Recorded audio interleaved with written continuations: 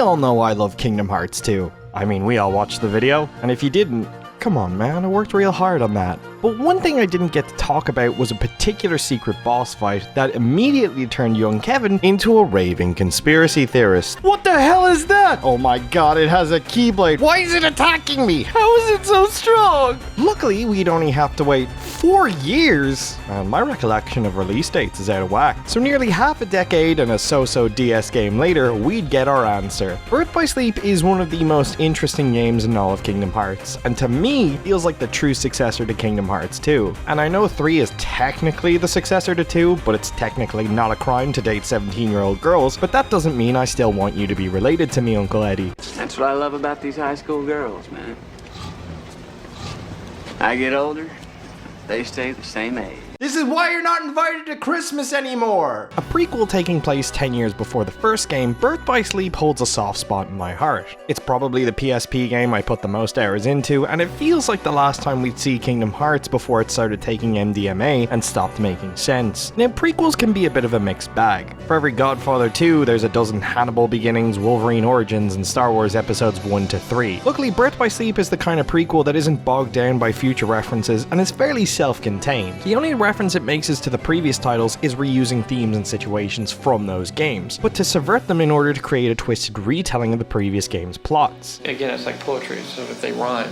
Thanks, George. Birth by Sleep asks one simple question. What if the heroes from the previous games had made the worst possible decisions in every situation, inadvertently leading to all the terrible things that happened in Kingdom Hearts 1 through 2? This entry follows 3 new characters, Himbo, Cinnamon Roll, and the Thigh Master,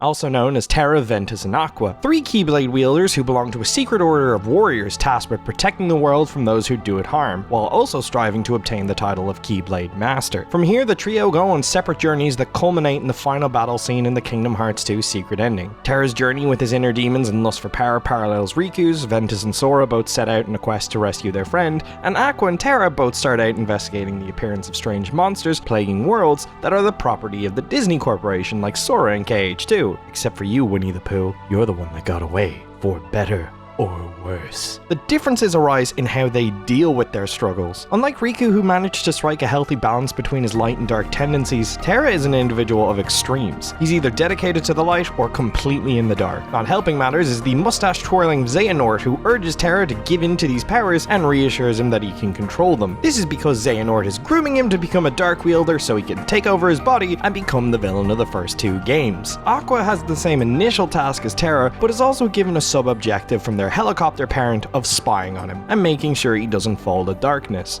Despite being named the Master herself at the start of the game, it never really feels like she steps into that role to the finale, and she always seems to be torn between duty to her orders and her obligation to her friends, instead of seeing them as one and the same, arriving to the various worlds far later than Ventus and Terra, ironically foreshadowing the fact she'll always be too late because of her indecisiveness. But if these guys are trained warriors from birth, why are they so unprepared to handle these threats? I mean, Xehanort is clearly the villain. For one thing, he started the game off with a shirtless underage Ventus under his arm, and the way he looks at him makes me wildly uncomfortable. You leave that sweet boy alone, you pervert! This order of Keyblade warriors seems eerily similar to the Jedi Order in Star Wars. Hell, both orders are brought down by a combo of Master and Apprentice of Dark users. Well, there's no doubt that these Keyblade wielders are powerful. The issue that plagues them both is indoctrination and dogma. Training, kidnapping children from a young age, and weaponizing them is surprisingly not a good idea, and is directly linked to the reason they lose. Terra and Aqua were clearly taught from a young age that darkness was a thing to be feared and destroyed. So of course Terra would want power to fight it, not realizing that obsession with power is a route to darkness. So when that bites him and he fails at the single task he dedicated his life to, and disappoints Luke Skywalker in the process, of course he'd spiral. So imagine then another master, a figure of authority he'd been taught to respect from a young age, says, "You're fine the way you are." Of course he's gonna hang on any word that guy would say. Master Ericus may be the man who raised him, but now Xehanort is the cool parent who lets him eat ice cream for breakfast and tells him everything he wants to hear from his real dad, offering an easier path that achieves his goals and grants him the power he dreams of. So of course Terra is going to see Xehanort as a kindred spirit rather than the villain he so clearly is. I mean, for God's sakes, he's played by Leonard Nimoy. Of course he's a villain.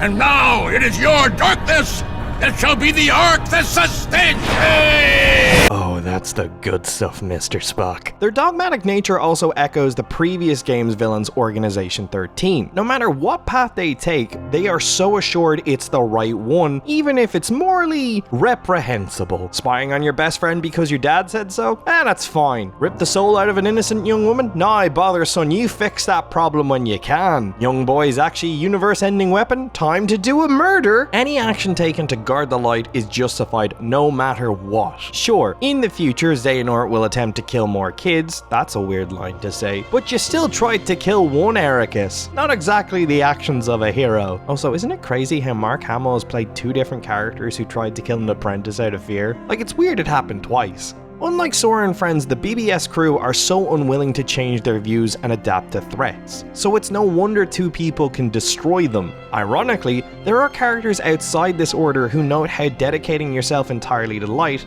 will only create more powerful darkness. Xehanort's scheming is also a direct reaction to their dogma. He's so sick of the stagnant state of the world and wants to enact some change, even cataclysmic. Ironic, given that he's the oldest character in the game and one would assume the least open to change. Wait, is Xehanort the Bernie Sanders of Kingdom Hearts? Which brings us to Ventus, the youngest member of the trio, introduced to the Keyblade Order much later in life and as such the least indoctrinated to it. Because of this, his approach to Keyblading is arguably more effective than Terra and Aqua. He probably has the most interactions with the citizens of the various worlds than any other playable character, and not only do they aid him in some of the boss fights and certain combat situations, many of them reassure Ventus of his path and expand his worldview. They also give him information that's important to finding Terra, or even special abilities. And once Ven finds his friends and they leave, he doesn't give up on his journey. He keeps going to grow more and make more connections, which Kingdom Hearts has always equated to true strength. I mean, despite the fact Terra and Aqua have a few more years of experience, Ventus is still able to close the gap in power by only going on a handful of adventures, which suggests to me that the powers the Keyblade gives are less a case of special training and more about a connection to the weapon. I mean, Sora has even less experience than Ventus, and he can still contend with the same level of threats, if not worse. So the idea of weaponizing kids doesn't even produce better results here. It even leads to some pretty terrible choices aside from the aforementioned child slaughter. Terra murders his mentor, gives a weapon to a child that will ultimately make him a target later in life. He kinda ghosts Enchanted Domain after he slips up with Aurora. He doesn't actually apologize for any of his actions, and for some reason when Ventus tells his friends he's destined to become a destructive force, Terra says he'll handle it without any more information than that. But I'm sure these guys have it. They've only been training their entire lives and it's 3-on-2. They got this.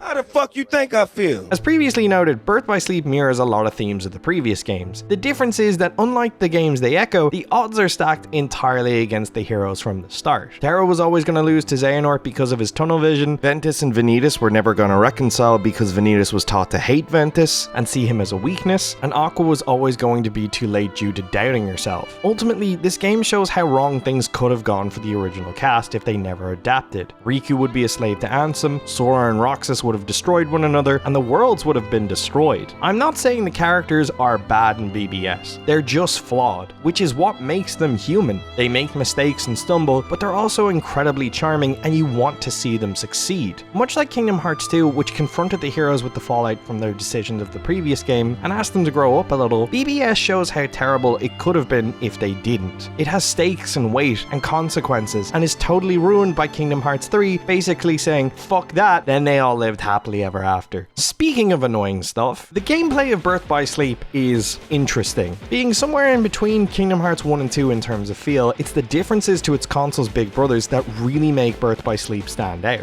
Rather than having the clumsy menu-based system of 1 and 2, which would have been a nightmare on the PSP, Birth by Sleep introduced the command deck system. Instead of spells like Fire, Blizzard, and Cure being buried in the magic menu, now they're equipable and items and limits are given the same treatment. And the mana bar has also been removed in favor of a cooldown, period. Not only does this balance the gameplay, it encourages you to experiment with the various other types of command. Each command also levels up independently of your character, and when maxed out, they can be combined to create a new one. Combining 2 fires can create a Fira, and combining 2 Firas create a Faraga. But it's not just for acquiring a level 3 version of essentially the same spell. Limits can also be combined with magic to create commands that have aspects of both its parents. For example, Strike Raid and Blizzara can be melded to create Freeze Raid, which has the boomerang effect of Strike Raid with the ice damage and freeze effect of Blizzard. And this is just a basic example. You can get some really crazy stuff, and each character has commands specific to them which highlight their different playstyles. Terra has more attack commands for big damage against mobs, Aqua has more magic attacks, and Ventus gets a pretty even mix of both with a bigger emphasis on strike raids. Or you can say fuck all that and just use the I win button, otherwise known as Mega Flare.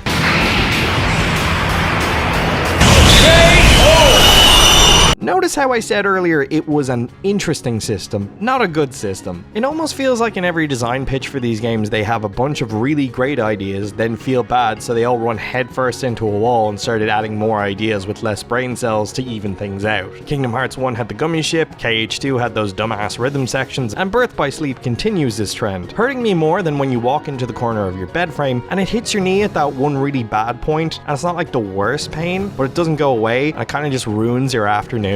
Where was I? During the melding process, you can choose to meld various crystals with the commands giving the final product a passive ability. In previous games, these abilities were naturally incorporated into the leveling system, not the case in BBS. Now this may seem like you can get good abilities earlier, and you can, in theory. While your fusion will usually show what attack you'll get, the abilities are hidden. So if you're trying to get a new attack and want to decrease your reload times for commands, you're in for some trial and error. What the fuck is Treasure Magnet? Even when you get the ability you want, you still have to keep that specific command in your deck till it's maxed out so you can keep it. And you'll really want abilities like Once More, Defender, and Leaf Bracer given how slap happy some of the bosses are. What are you asking? Go easy! Hey, no. Give me a chance! Ah, the eye! So you're either looking at a ton of level grinding to get a few more defense points because there's no equipment in this game, or you can use the command board. It's like playing Mario Party on terrible boards with no mini games and is somehow worse than it sounds. You also have to do it for each character. Despite all that, Birth by Sleep is still an amazingly solid game. During my playthrough, I had to keep reminding myself that it started off on the PSP, and it still looked and played as well as it did.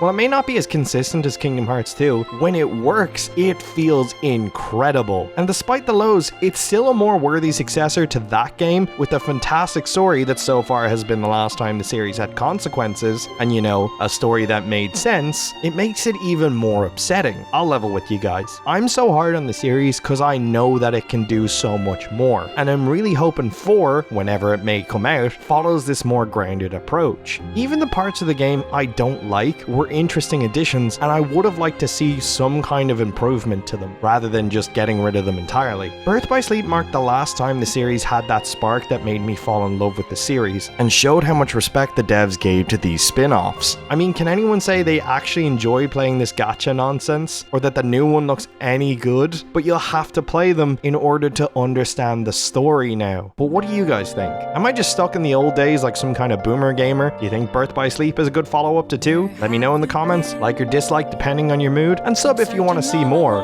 I'll see y'all back here in 15 years when Kingdom Hearts 4 is finally available on the PS7.